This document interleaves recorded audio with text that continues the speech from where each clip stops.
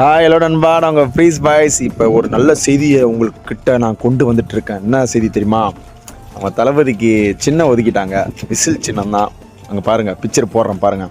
அது இப்போ எல்லாம் கொஞ்சம் நாள் ஒதுங்கிங்க. அதாவது ஐயா, நம்ம ஸ்டைல் ஐயா கொஞ்சம் ஒதுங்கிங்க. ஏடிஎம்கே கொஞ்சம் எல்லாம் ஒதுங்கிங்க. நம்ம தளபதி வந்துட்டார், சின்னத்தை குத்துட்டாங்க, அவ்வளோதான். நீங்கள் இந்த வாட்டி ஒரு வாட்டி விட்டு குத்துருங்க. இல்லை இல்லை இல்லை, இதோட அவ்வளோதான், கிளம்புங்க.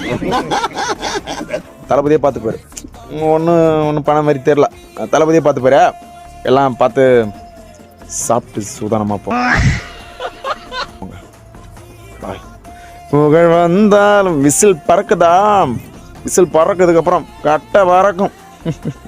ஓ ஓ ஓ போயிடும். ஓ ஓ ஓ இந்த 2026 போயிடும். ஓ ஓ ஓ